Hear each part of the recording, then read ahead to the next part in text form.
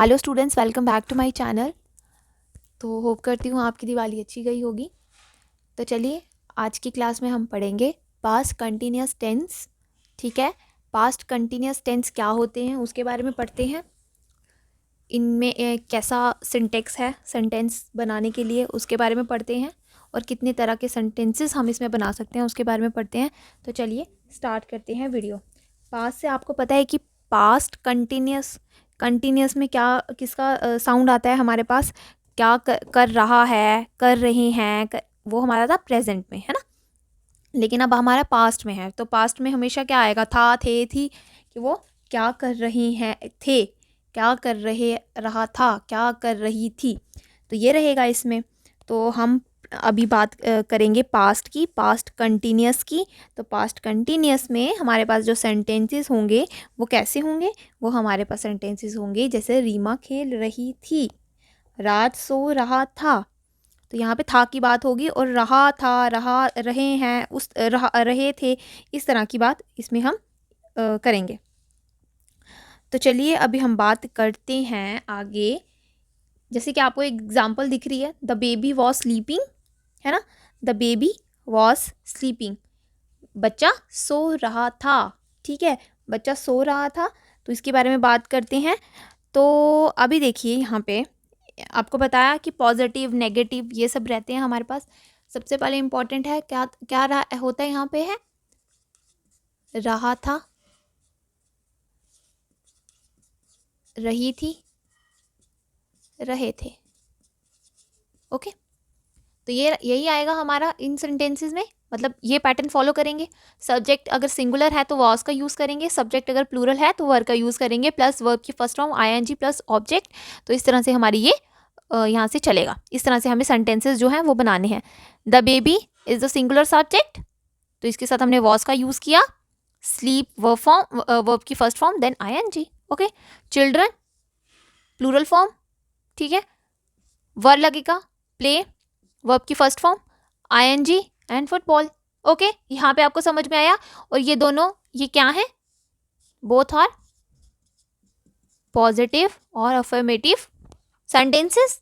ठीक है, चलिए नेगेटिव फॉर्म की बात करते हैं। नेगेटिव फॉर्म अगर यूज करेंगे तो उसमें क्या आएगा, सुनिए। सब्जेक्ट, ओके, वॉज या वर, डिपेंड करता है सिंगुलर है सब्जेक्ट या प्लूरल है, plus not, plus IN verb की first form, plus ING. Interrogative में भी यही रहेगा, वॉज वर्ब का पहले यूज कर लिया जाएगा, देन सब्जेक्ट, देन वर्ब की first form plus ING. Interrogative negative में भी सेम रहेगा, was verb, subject plus not plus verb की फर्स्ट फॉर्म प्लस आईएनजी।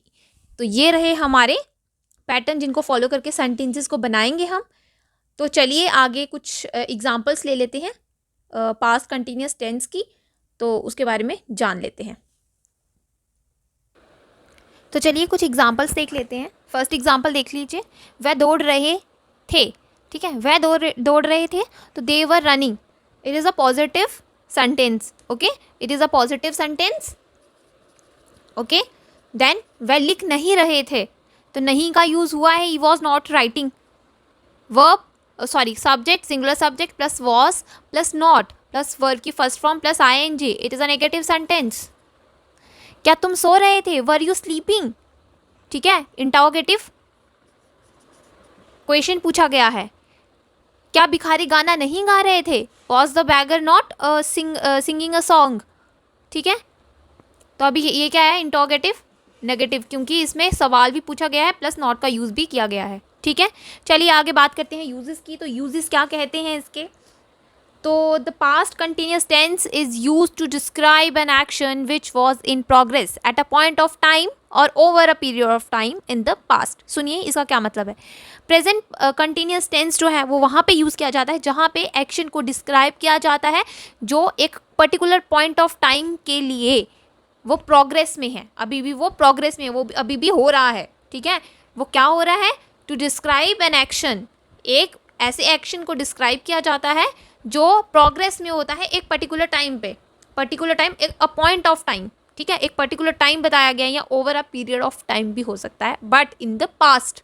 ठीक है, बट इन द पास्ट, जो एक्शन पास्ट में हो रहा है, ठीक है, लेकिन एट प्रेजेंट वो प्रोग्रेस में लग रहा है, लेकिन उसका कोई एक point eight a point of time पे।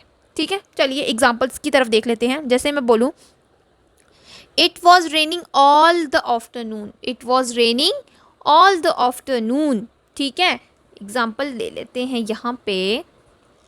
It was raining, it was raining all the afternoon। Okay, all the afternoon. तो ये रही हमारी एग्जाम्पल इसमें। तो अभी देखिए इसका क्या मतलब है। The sentence describe action, okay, the sentence describe actions which were in progress at a point of time in the past. ठीक है, ये किसके टाइम की बात कर रहा है, एक पॉइंट ऑफ टाइम है जो पास्ट में हुआ और पास्ट में ही ख़त्म हो गया। ठीक है, जो पास्ट में शुरू हुआ था पास्ट में ही ख़त्म हुआ, लेकिन विच was in progress at a point of time. सुनिए कैसे, इट वॉज रेनिंग, यहाँ तक आपको समझ आया कि ये कि वो बारिश हो रही थी। ठीक है, बारिश जो है वो हो रही थी। ठीक है, थी, कब तक हो रही थी, कब तक उसका काम प्रोग्रेस में रहा, eight a point of time, eight a point of time all the afternoon. ये आ गया point of time all the afternoon. ठीक है, ये जो पोर्शन है ये इसको बताता है, ऑल द आफ्टरनून। ठीक है, ये सब जो है ये पास्ट में शुरू हो गए, पास्ट में ही ख़त्म हो गया है। ठीक है, ये रेनिंग को डिस्क्राइब कर रहा है, काम जो प्रोग्रेस में है लेकिन कहाँ तक है, एट ऑल द आफ्टरनून तक। ठीक है, but in the past, but in the past, याद रखिएगा। अभी चलिए आपको बार बार बताने की ज़रूरत नहीं है, आप टाइम क्लूज़ का टेबल जो है वो अच्छे से लर्न कर लीजिए, आपके लिए वो बहुत ही हेल्पफुल रहेगा टेंसेस को बताने के लिए। तो वो आपके लिए एक अच्छा काम करेगा अगर आपको याद रहेंगे टाइम क्लूज़, कौन से टेंस में कौन सा टाइम क्लूज़ जो है यूज़ किया जाता है। तो ये भी जैसे इसमें पास्ट कंटिन्यूस में इसका हमने यूज़ किया है ऑल द आफ्टरनून, तो ये आपको क्या बताता है, एडवर्ब ऑफ टाइम बताता है। ठीक है, पॉइंट ऑफ टाइम बताता है। तो ध्यान रखिएगा, आपको ये याद होने चाहिए टाइम क्लूज़ आराम से। ठीक है, चलिए नेक्स्ट यूज़ की बात करते हैं। तो नेक्स्ट यूज़ क्या कहता है, to express an action that was happening at some point of time in the past. ठीक है, इसका क्या मतलब है, ये ऐसा एक्शन को एक्सप्रेस करता है that was happening at a some point of time in the past. मतलब मैंने बार बार आपको इसी चीज़ पे बात कर रही हूँ कि ये पास्ट कंटिन्यूस टेंस जो है, जो पास्ट में स्टार्ट होता है और पास्ट में ही ख़त्म हो जाता है, इसका प्रेजेंट में कोई काम नहीं है, पास्ट में स्टार्ट होता है, पास्ट में ही ख़त्म हो जाता है। ठीक है, to express an action that was happening at some point of time but in the past. ठीक है, ये कुछ कोई एक पॉइंट ऑफ टाइम पे होता है। ठीक है, और ये पास्ट में उस टाइम पे शुरू होता है, उधर ही ख़त्म हो जाता है। ठीक है, जैसे they were swimming in the pool. Okay, simple, कुछ पॉइंट पे शुरू हुआ उसी पे ही ख़त्म हो गया। ठीक है, to suggest a gradual development of the action in the past. ये आपको क्या एक और चीज़ के बारे में बताता है, जो ग्रेजुअल डेवलपमेंट होते हैं ना, ग्रेजुअल यानी धीरे धीरे। ठीक है, किसी भी चीज़ की कोई भी चीज़ प्रोग्रेस में है तो वो क्या होगा, धीरे धीरे उसकी प्रोग्रेस होगी।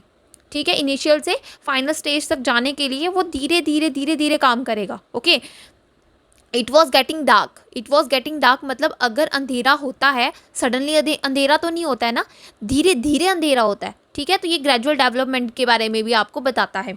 तो अगर जैसे मैं एक और एग्जांपल ले लेती हूँ, Riya was becoming more and more nervous, है ना। तो नर्वस कोई एकदम से नर्वस नहीं होता है, वो धीरे धीरे नर्वस होता है। तो ये ग्रेजुअल डेवलपमेंट के बारे में भी आपको बताता है। ठीक है, to indicate repeated action, indicated repeated action. तो देखिए the past continuous with always, constantly और कॉन्टिन्यूअली। याद रखिएगा, जो पास्ट कंटिन्यूस है, ठीक है, विथ ऑलवेज, कॉन्स्टेंटली और continually expresses a frequently repeated action causing irritation, annoyance और disapproval to the speaker. Okay, ध्यान से सुनिएगा, मैं आपको फिर से समझा रही हूँ। ये क्या करता है, जो पास्ट कंटिन्यूस है, ठीक है, विथ ऑलवेज, कॉन्स्टेंटली और कंटिन्यूली, ये आपको एक्सप्रेस क्या करता है, फ्रिक्वेंटली रिपीटेड एक्शन। ठीक है, फ्रिक्वेंटली जो बार बार अगेन एंड अगेन होते हैं। ठीक है, वो उन एक्शन को बताता है जो क्या करते हैं, कॉज क्या करते हैं, इरिटेशन, एनॉयंस और डिसअप्रूवल। ठीक है, टू द स्पीकर। ठीक है, जैसे अभी इसमें एग्जांपल ले लीजिए, she was continually asking silly questions. तो मतलब कॉन्टिन्यूली, मैंने जैसे कि आपको बोला कि कॉन्टिन्यूली हो गया, देखो कौन कौन सा हो गया, जैसे मैंने कहा ऑलवेज, कॉन्टिन्यूअली और कॉन्स्टेंटली। ठीक है, ये तीन जो हैं ये क्या है, पास्ट कंटिन्यूस के हैं।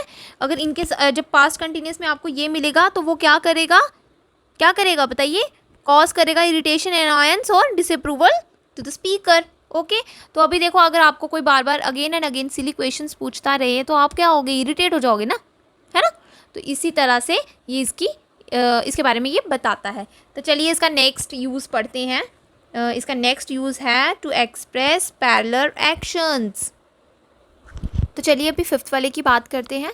तो ये क्या करता है, पैरेलल एक्शंस के बारे में बताता है। पैरेलल एक्शंस का क्या मतलब हुआ यहाँ पे, जब दो से ज़्यादा एक्शंस जो हैं वो प्रोग्रेस में है, ठीक है, at the same time, by using expressions जैसे कि while, at the same time, that, ये सब यूज़ होगा जब, तो उसे हम बोलेंगे पैरेलल एक्शंस। पैरेलल एक्शंस दोबारा सुनिए क्या होते हैं, एक ही टाइम पे दो या दो से ज़्यादा एक्शंस जो हैं वो प्रोग्रेस में होंगे, तब उन्हें हम क्या बोलेंगे, these are the parallel actions. ठीक है, और इनमें क्या होगा, एक्सप्रेशन कौन से यूज़ हुए होंगे, जैसे while, at the same time, that, तो ये इस तरह के एक्सप्रेशन इसमें शो होंगे। याद रखना एक्सप्रेशन कौन से शो होंगे यहाँ पे, while, at the same time. ठीक है, जैसे वाइल और एट द सेम टाइम।